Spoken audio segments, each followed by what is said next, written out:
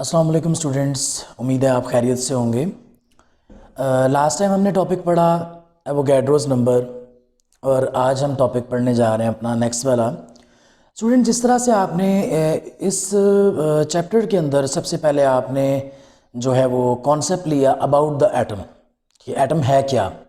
उसके बाद आपने कॉन्सेप्ट लिया कि एटम जो है वो किस किस ने जो है वो मतलब कि उसको जो है वो अपना काम किया, अपनी जो है वो खिदमात पेश की उसको मेरे। फिर उसके बाद आप चले गए उसके साइज़ की तरफ, फिर उसके बाद चले गए आप जो है वो डिफरेंट जो है वो पैरामीटर्स की तरफ। फिर आपने देखा कि रिलेटिव एटॉमिक मास क्या है, मतलब कि मास उसका फाइंड करने के लिए। फिर इसी तरह से आप चले गए एवोगैड्रोस नंबर्स की तरफ, फिर मोल की तरफ। इसी तरह से जब हमने एवोगैड्रोस नंबर भी मालूम कर लिया, मोल भी देख लिया, साइज़ भी देख लिया, वेट भी देख लिया, डायामीटर भी देख लिया, ठीक है। तो आज हम उसी इन्हीं चीज़ों को मद्देनज़र रखते हुए एक चीज़ रह गई थी जो कि क्या था, मोलर वॉल्यूम। वॉल्यूम क्या है आप जानते हैं, हम वॉल्यूम के बारे में पहले बात नहीं कर सके, तो अब हम बात करने वाले हैं वॉल्यूम के बारे में। तो स्टूडेंट्स, आपका टॉपिक क्या हुआ आज का? आपका टॉपिक हो गया मोलर वॉल्यूम।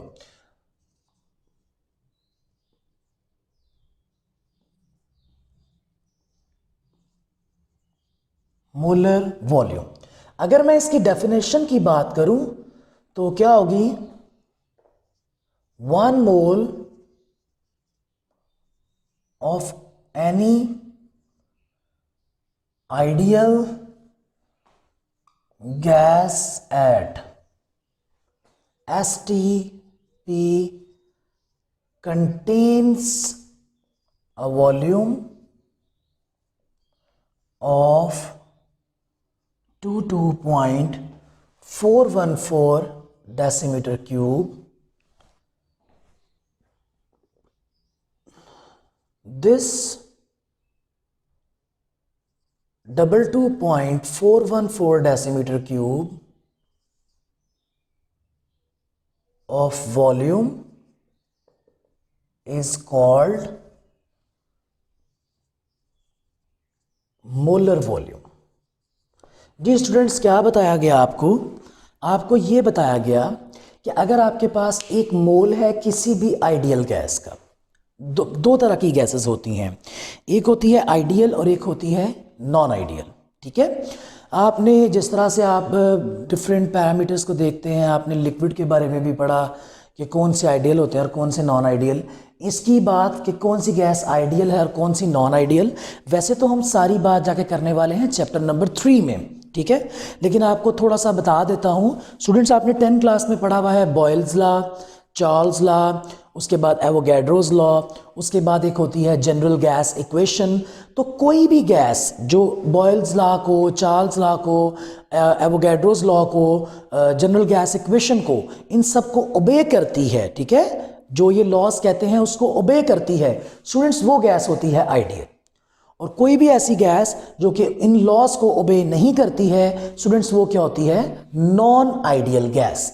तो सबसे पहले तो बात होगी आइडियल की। तो आइडियल गैस का आपको पता चल गया होप सो। तो उसने कहा कि 1 mole of any ideal gas at STP. तो स्टूडेंट्स, क्या होता है एसटीपी? एसटीपी होता है स्टैंडर्ड टेम्परेचर एंड प्रेशर। एक खास टेम्परेचर पे और एक खास प्रेशर के ऊपर, at standard temperature and pressure, जो वॉल्यूम ऑक्यूपाई वो करेगी वो कितना होगा? 22.414 decimetre cube. Decimetre cube students एक वॉल्यूम का यूनिट है, जिसकी अगर आपको बात करूं, आपने सेंटीमीटर भी पढ़ा होगा, तो याद रखें कि 1 centimetre equals to centimetre cube is equals to 1 ml, okay. और इसी तरह से जो हम डेसीमीटर क्यूब पढ़ रहे हैं, क्योंकि तो 1 decimetre cube is equals to 1000 ml mean millilitres. तो हमने अभी तक इसके अंदर जो चीज़ पढ़ी, दोबारा थोड़ा सा आपको डिस्कशन करते हैं इस पे कि ये डेफिनेशन पढ़ी।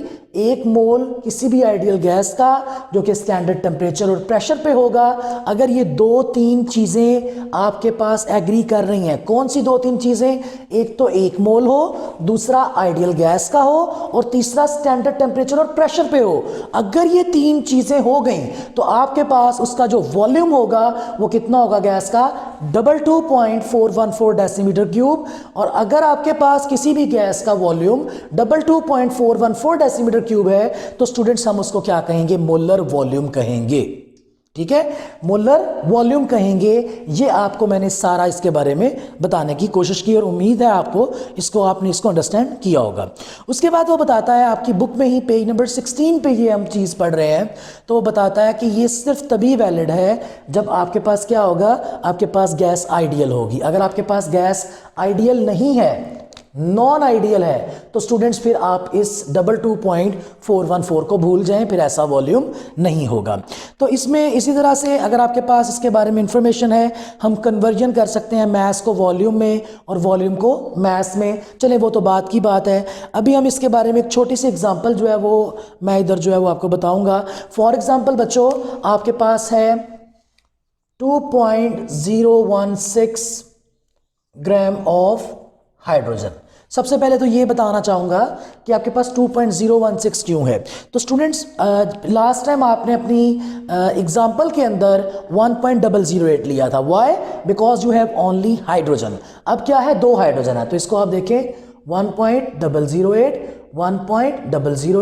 तो बेटा आप इसको प्लस करें, 8 और 8 16, 1 कैरी, इधर आ गया 1, ये 0 इस तरह ही, और 1 और 1 2, तो ये इस तरह से आपके पास 2.016 बना है। तो ये मैंने आपको इसके अंदर बताया कि क्यों है 2.016। अगर आप बच्चों बात करें तो मेरा ख्याल आपको पता ही होगा, ये एलिमेंट नहीं है, ये आपके पास बेसिकली जो है वो कंपाउंड है। तो आप इसको लिखेंगे 1 मोल ऑफ H2, मतलब कि आपने इसको जो है वो 1 mole as a 1 mole of hydrogen ले लिया।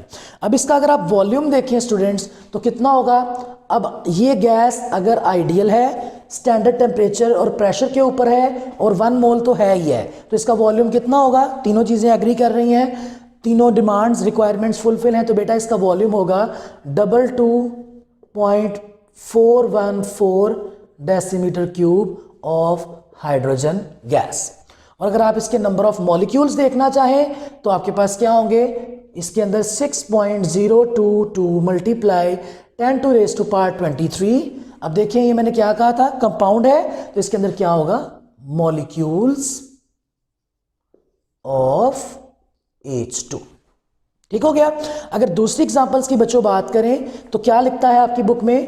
कहता है कि 16 ग्राम ऑफ CH4। तो अगर 16 ग्राम की बात की जाए तो ये देखिएगा, मॉलिक्यूलर मास फाइंड करने लगे हैं। कार्बन का एटॉमिक मास कितना है? 12। और बच्चों हाइड्रोजन का कितना होता है? 1.008, जिसको हम अप्रॉक्सीमेटली 1 ही करते हैं। तो हाइड्रोजन की जगह आ गया 1, ये प्लस है, और कितने हाइड्रोजन है? 4 मल्टीप्लाई बाय 4। तो स्टूडेंट्स 12 1 मल्टीप्लाई बाय 4 ही आ गया, तो इज इक्वल टू क्या आ गया? 16 आपके पास आ गया। और ये वही 16 है जो वहां पे मैंने क्या किया है? पुट किया है। अब अगर तो ये CH4 क्या होता है? Gas, methane gas. ठीक है, जो आप घर में स्टोव पे यूज़ करते हैं, आग यूज़ करते हैं, फायर यूज़ करते हैं, सुई गैस जो होती है उसके अंदर मेजर पोर्शन जो है वो इसी गैस का होता है, मीथेन गैस का। तो स्टूडेंट्स क्या हुआ? अगर ये भी आपके पास तीनों रिक्वायरमेंट फुलफिल कर रही है, कौन सी? ये आइडियल है, ओके। कौन सी? ये स्टैंडर्ड टेम्परेचर और प्रेशर पे है, ओके। और तीसरी ये 1 मोल है, ठीक है, 1 मोल ऑफ CH4। तो 3 की 3 रिक्वायरमेंट्स आपकी पूरी हैं। तो बच्चों आप इसको लिख सकते हैं 22.414 decimetre cube of CH4, okay. तो ये आपके पास मोलर वॉल्यूम आ गया। अगर आप इसका जो है वो नंबर ऑफ इसके अंदर देखना चाहते हैं पार्टिकल्स कितने हैं, तो ऑब्वियसली ये एक कंपाउंड था, तो इसके अंदर 6.02 multiply 10 to raise to power 23 molecules of CH4 बच्चों मौजूद होंगे। ठीक हो गया। तो इसमें आपको दोनों एग्जाम्पल भी हो गई। आगे अगर आप चलें पेज नंबर 17 के ऊपर, तो उसमें क्या बताता है कि बड़ी इंटरेस्टिंग बात ये है, और आपको जान के हैरानगी होगी कि ऊपर वाले डाटा में आपने देखा कि आपके पास डिफरेंट गैसेस के डिफरेंट मैसेस थे, लेकिन उनके अंदर नंबर ऑफ मॉलिक्यूल्स सेम थे। देखें इसके अंदर कितने ग्राम थे, 2 ग्राम्स थे। इसके अंदर कितने ग्राम थे, 16 grams, but the number of molecules are same. तो बच्चों आप अपने बिल्कुल पिछले ही टॉपिक में यही चीज़ पढ़ के आए हैं कि मैसेज जो है वो अफेक्ट नहीं करते नंबर ऑफ मॉलिक्यूल्स को। तो इसमें बताता है कि आपके पास, पिछले वाले में तो आपने सिर्फ पढ़ा कि मैसेज अफेक्ट नहीं करते, लेकिन इसके अंदर उसने बता दिया कि बच्चों अगर आपके पास गैसेस हों तो उसके अंदर साइज़ का नहीं, मैंने आपको जब आपके पास कोई भी चीज़ सॉलिड में थी तो मैंने उसके अंदर नहीं कहा था कि साइज़ मैटर नहीं करता, साइज़ मैटर करता है, लेकिन इसके अंदर वो क्या बताता है कि अगर आपके पास गैसेस होंगी तो आपके पास साइज़ भी मैटर नहीं करता, साइज़ भी अफेक्ट नहीं करता वॉल्यूम को। अब स्टूडेंट्स इसकी क्या वजह है, क्योंकि गैसेस पार्टिकल्स इतने छोटे होते हैं कि उनको नेकेड आई से देखना पॉसिबल ही नहीं है। आपके इस टॉपिक की लास्ट लाइन में आपको बड़ी इंटरेस्टिंग इन्फॉर्मेशन वो देता है, और दे के आपको कुछ ये भी बावर करवाता है कि गैसेस कितने छोटे पार्टिकल्स होते हैं। तो बताता है कि एक गैस मॉलिक्यूल, जिस तरह से देखिए मैं एक सिलेंडर ड्रॉ करता हूं, ये सिलेंडर है, तो इसके अंदर गैस मॉलिक्यूल्स हैं। ठीक है, कहता है कि एक गैस मॉलिक्यूल दूसरे गैस मॉलिक्यूल से 300 टाइम्स अवे रहता है। मिसाल के तौर पे ये मैंने अभी लिखा 1 सेंटीमीटर क्यूब। अगर किसी गैस मॉलिक्यूल का जो साइज है वो हम कर लेते हैं, चलो 2 सेंटीमीटर क्यूब कर लेते हैं, वैसे तो ये बहुत बड़ा है, इससे बहुत छोटा साइज होता है 2 सेंटीमीटर क्यूब। तो उसने कहा कि एक गैस मॉलिक्यूल जिस तरह की ये है आपके पास, वो दूसरे गैस मॉलिक्यूल से 300 टाइम्स दूर रहेगा। तो हम क्या कर लेंगे, 2 multiply by 300 is equal to क्या आ जाएगा, 600 सेंटीमीटर क्यूब। मतलब कि किसी भी गैस मॉलिक्यूल का जितना अपना डायामीटर है, अपने डायामीटर से 300 गुना डायामीटर, वो 300 गुना जो है वो अवे रहता है किससे, दूसरे गैस मॉलिक्यूल से। तो ये आपका क्या था, मोलर वॉल्यूम, जिसके अंदर स्टूडेंट्स हमने बात की। चलिए ऐसा करते हैं, अगला टॉपिक भी देखते हैं, फिर हम आगे बात करेंगे। आपके पास नेक्स्ट टॉपिक है स्टिशियोमेट्री, जिसको स्टाइकोमेट्री भी कहते हैं, स्टिचियोमेट्री भी कहते हैं। डिफरेंट जो इसके नाम जो है वो प्रोनाउंस किए जाते हैं।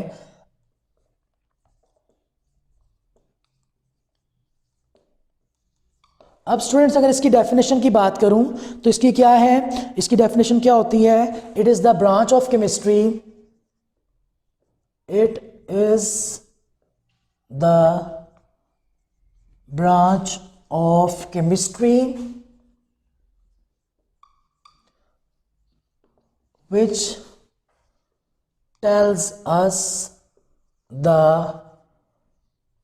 quantitative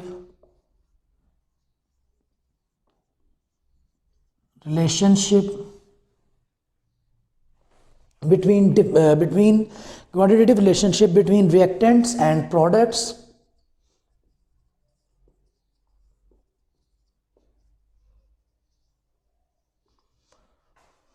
formed in a balanced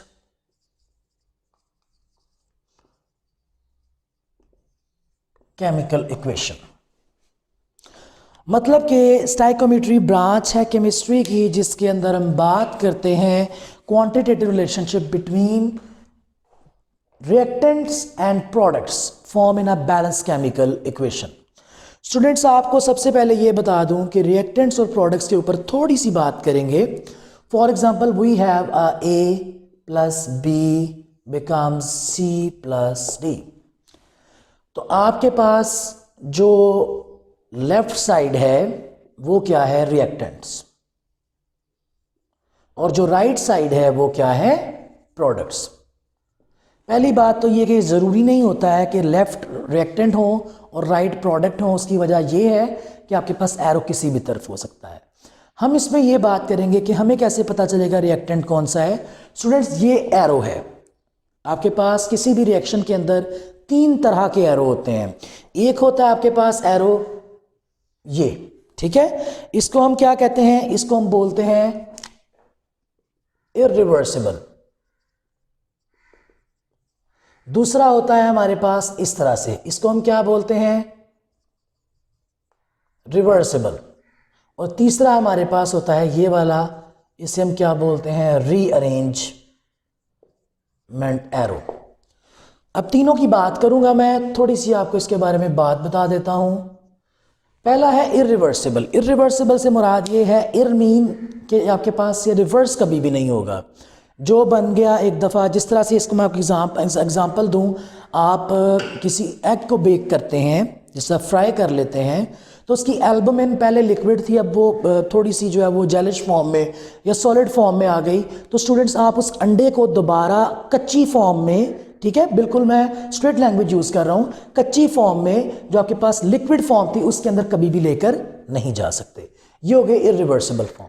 ये रिवर्सिबल से मुराद है कि जो चीज़ एक दफ़ा बनी है रिएक्टेंट से प्रोडक्ट, उनको प्रोडक्ट से आप दोबारा से रिएक्टेंट बना सकते हैं। जिस तरह से बच्चों के खेलने वाले क्यूब्स, वो पहले क्यूब्स थे, आपने उनको जोड़ा, एक प्यारा सा घर बनाया, दोबारा से उनको खोल दें, वो दोबारा से वही चीज़। और रीअरेंजमेंट, रीअरेंजमेंट से मुराद होता है किसी चीज़ का, ये चलें आप सेकेंड ईयर की चीज़ है, फर्स्ट ईयर में नहीं आएगी, तो इसको भी आप छोड़ दें। तो ये हो गया रिएक्टेंट्स और प्रोडक्ट। अब स्टूडेंट्स याद रखें, आपके पास एक एरो के दो हिस्से होते हैं, एक होता है टेल और एक होता है हेड, ठीक है।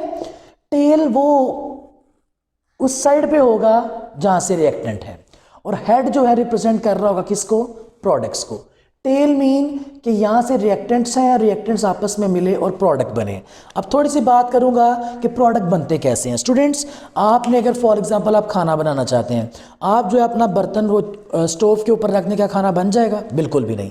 आपको खाना बनाने के लिए आपको उसके अंदर रिएक्टेंट्स ऐड करना पड़ेंगे। अब रिएक्टेंट्स क्या है? फॉर एग्जाम्पल आप बिरयानी बना रहे हैं तो आपको चावल, उसका मसाला, चिकन, सारा कुछ डालेंगे। वो सब कुछ क्या था? रिएक्टेंट। वो सब कुछ क्या था? Raw material. वो रॉ मटीरियल सारे का सारा आपस में मिला, आपने उसको बेक किया, जो उसकी कंडीशंस थी वो उसको दी। मतलब कि कंडीशंस क्या हैं जी? टेम्परेचर दिया, प्रेशर दिया या व्हाटएवर, तो आपके पास जो बिरयानी बन गई वो क्या है? आपका प्रोडक्ट।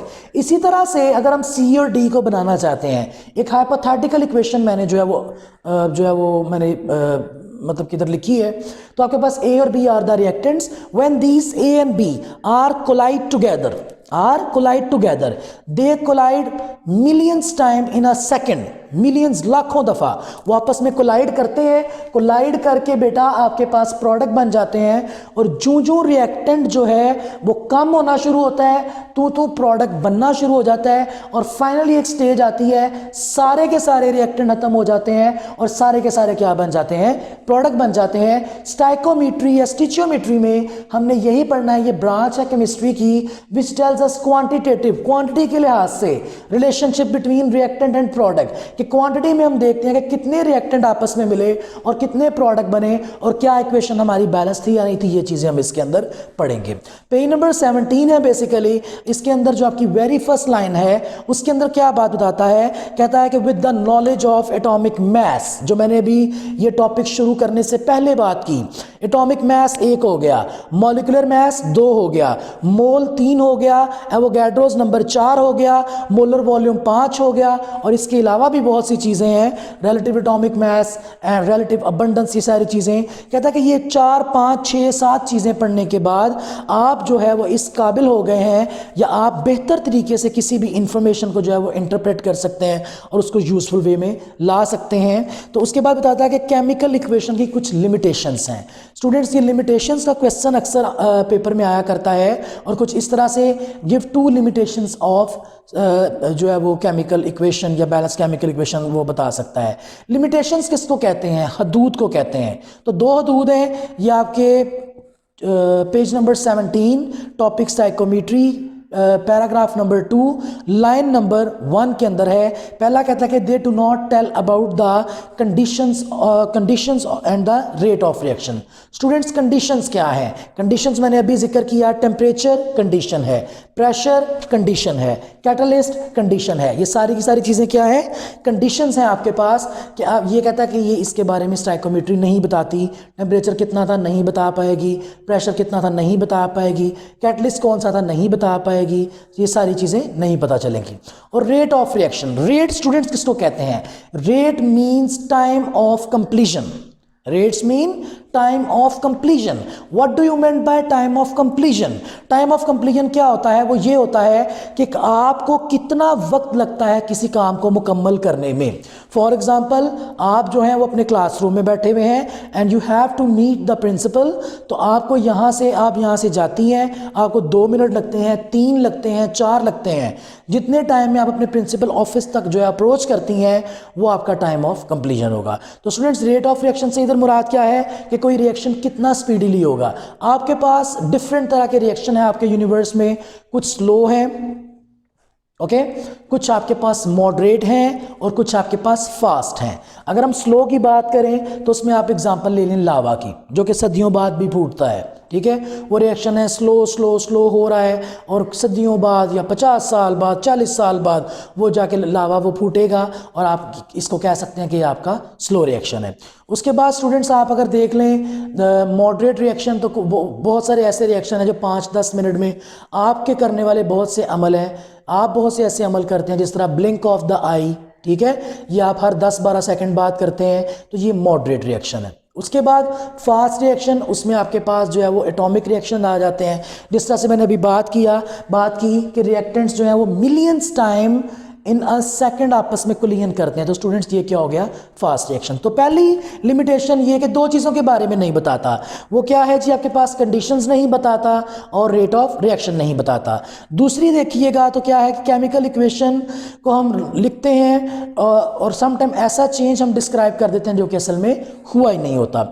उसके बाद कहता है कि आपके पास 2 अजम्पशंस हैं। स्टूडेंट्स, आपको अपने पेज नंबर 17 पे पॉइंट नंबर 1 और 2 लिखा हुआ नजर आ रहा होगा। इसका क्वेश्चन आता है give 2 assumptions of stoichiometric calculations. तो बच्चों याद रखेंगे आप, एक तो ये कि तमाम रिएक्टेंट्स मुकम्मल तौर पे कन्वर्ट हो जाते हैं प्रोडक्ट में, जो कि मैंने अभी बताया कि रिएक्टेंट यूटिलाइज होते जाते हैं, प्रोडक्ट बनते जाते हैं। तो उसने कहा assumption ये है कि पहली assumption कि सारे के सारे रिएक्टेंट कन्वर्ट होकर क्या बन जाएंगे? प्रोडक्ट्स। और दूसरी assumption क्या है? No side reaction occur. Side reaction क्या है स्टूडेंट्स? कि कोई ऐसी चीज जिसको आप एक्सपेक्ट नहीं कर रहे होते हैं, ठीक है, कोई ऐसी चीज जिसको आप एक्सपेक्ट नहीं कर रहे होते हैं, वो होता है साइड रिएक्शन। मतलब कि आप बना कुछ रहे हैं, बन कुछ और जाए, ठीक है। जिस तरह आप कोई खाना बना रहे हैं, उसको टेम्परेचर ज़्यादा मिल गया या कुछ और हो गया तो वो ख़राब हो जाता है, सड़ जाता है, जल जाता है या कुछ और इस तरह से, वो आपका क्या होता है? साइड रिएक्शन हो जाता है। तो कहता है कि 2 assumption है, सारे रिएक्टेंट कन्वर्ट हो जाएंगे प्रोडक्ट में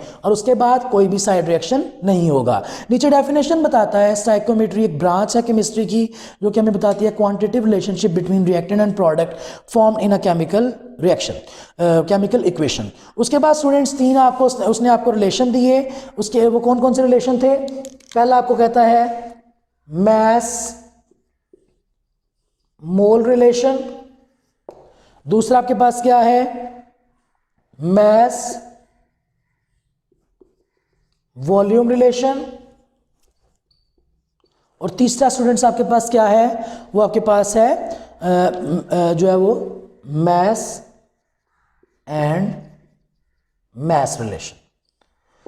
स्टूडेंट, इसमें बात क्या करने लगा है? कहता कि अगर आपके पास 2 चीज़ें हैं, 2 रिएक्टेंट हैं या 2 चीज़ें हैं, कहता कि हमारे पास कोई सब्सटेंस, एक मैस है, एक मोल है, दूसरा मैस है और ये वॉल्यूम है। मैस मीन कोई चीज़ सॉलिड में होगी, वॉल्यूम मीन लिक्विड में होगी, और मैस दोनों क्या होगी? सॉलिड में। कहता है अगर आपके पास किसी एक चीज़ की भी जो है वो इंफॉर्मेशन है, आपके पास किसी एक चीज़ का भी जो है वो मैस मौजूद है, तो आप उसकी मदद से दूसरी चीज़ को फाइंड आउट कर सकते हैं। जिस तरह से मैस मोल है, मोल के बारे में हम नहीं जानते। स्टूडेंट्स, अगर आपको मैस पता है इसका, तो आप इसके मैस की मदद से इसके जो है वो number of moles find out कर सकते हैं। मैस वॉल्यूम है, अगर आपको इसका मैस पता है तो आप मैस की मदद से इसके नंबर ऑफ जो इसका वॉल्यूम्स हैं वो आप जो है वो मालूम कर सकते हैं। और इसी तरह से लास्ट वन इज, तो आपके पास जो आज आपने चीज़ पढ़ी, जो नेक्स्ट आपने आज देखा मोलर वॉल्यूम को, तो मोलर वॉल्यूम में क्या है? सबसे पहले डेफिनेशन है कि आपके पास गैस आइडियल होनी चाहिए, स्टैंडर्ड टेम्परेचर और प्रेशर पे होनी चाहिए, और तीसरी चीज़ क्या होना चाहिए बेटा? वो आपके पास 1 मोल होनी चाहिए। तो उसका वॉल्यूम क्या होगा? 22.414 डेसीमीटर क्यूब। उसके लिए मैंने आपको 2 एग्जाम्पल्स दी, जिसमें आपके पास जो है एक दफ़ा फिर एवोगैड्रोस नंबर रिपीट हुआ। उसके बाद मैंने आपको कुछ इन्फॉर्मेशन दी, वही बात कि sizes and masses does not affect the volume of any ideal gas। उसके बाद बेटा हम आगे स्टाइकोमेट्री पे, उसमें हमने सबसे पहले डेफिनेशन पढ़ी, बाकी उसके जो है वो दूसरे हाल अहवाल देखे, और उसके बाद हमने इसके अंदर 3 शॉर्ट क्वेश्चन किए, एक इसकी डेफिनेशन, दूसरा इसकी लिमिटेशंस, तीसरा इसकी असम्पशंस, और लास्ट में हमने ये 3 रिलेशनशिप्स देखे। तो आज के लिए इतना ही। अपना बहुत सारा ख्याल रखिएगा, किसी चीज़ में प्रॉब्लम हो ज़रूर हमसे शेयर करें, अपनी जो है वो इस टाइम को यूटिलाइज़ करें और ये सारी चीज़ें साथ साथ प्रिपेयर करते रहें। अपना बहुत सा ख्याल रखें। अल्लाह हाफ़िज़।